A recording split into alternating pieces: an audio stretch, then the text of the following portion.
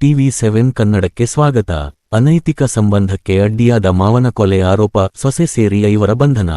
ಚಿತ್ರದುರ್ಗ ಜಿಲ್ಲೆಯ ಚಳ್ಳಕೆರೆ ತಾಲೂಕಿನ ಪರಶುರಾಮಪುರ ಹೋಬಳಿಯ ಚವಳೂರು ಗ್ರಾಮದ ನಿವಾಸಿ ಹಾಗೂ ಹೆಲ್ತ್ ಇನ್ಸ್ಪೆಕ್ಟರ್ ಶಿವಮೂರ್ತಿ 40 ಅವರ ಹತ್ಯೆ ಪ್ರಕರಣವನ್ನು ಚಿತ್ರದುರ್ಗ ಗ್ರಾಮಾಂತರ ಪೊಲೀಸರು ಭೇದಿಸಿದ್ದು, ಸೊಸೆ ಸೇರಿದಂತೆ 5ರನ್ನು ಬಂಧಿಸಿದ್ದಾರೆ ಎಂದು ಪೊಲೀಸರು ತಿಳಿಸಿದ್ದಾರೆ.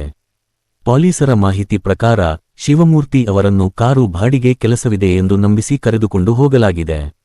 ಬಳಿಕ ಚನ್ನಗಿರಿ ಸಮೀಪದ ಮಾವಿನಕಟ್ಟೆ ನಿರ್ಜನ ಅರಣ್ಯ ಪ್ರದೇಶದಲ್ಲಿ ಅಪಹರಿಸಿ ಹತ್ಯೆ ಮಾಡಲಾಗಿದೆ ಎನ್ನಲಾಗಿದೆ. ನಂತರ ಶವವನ್ನು ಚಿತ್ರದುರ್ಗದ ಇಂಗಳದಾಳ್ ಲಂಬಾಣಿಹಟ್ಟಿ ಸಮೀಪ ಅರೆಬರೆ ಸುಟ್ಟ ಸ್ಥಿತಿಯಲ್ಲಿ ಎಸೆದಿರುವುದು ಪತ್ತೆಯಾಗಿತ್ತು.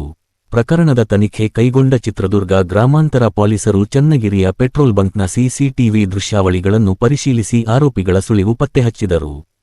ತನಿಖೆಯ ಬಳಿಕ ಮೃತರ ಸೊಸೆ ಸುಮತಿ, ನೂರ್ ಅಹಮದ್, ಅಕ್ಷಯ್ ಜಯಂಕರ್ ಸೇರಿದಂತೆ ಒಟ್ಟು 5ರನ್ನು ಬಂಧಿಸಿ ನ್ಯಾಯಾಂಗ ಬಂಧನಕ್ಕೆ ಒಪ್ಪಿಸಿದ್ದಾರೆ ಎಂದು ಪೊಲೀಸರು ತಿಳಿಸಿದ್ದಾರೆ.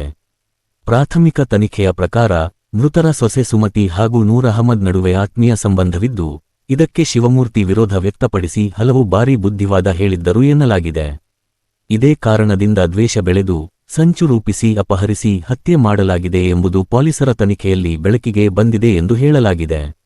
ಈ ಸಂಬಂಧ ಚಿತ್ರದುರ್ಗ ಗ್ರಾಮಾಂತರ ಪೊಲೀಸ್ ಠಾಣೆಯಲ್ಲಿ ಪ್ರಕರಣ ದಾಖಲಾಗಿದ್ದು, ಹೆಚ್ಚಿನ ತನಿಖೆ ಮುಂದುವರಿದಿದೆ. ವರದಿ: ಮೌನೇಶ್ ಆಚಾರ್, TV7 ಕನ್ನಡ, ಚಳ್ಳಕೆರೆ.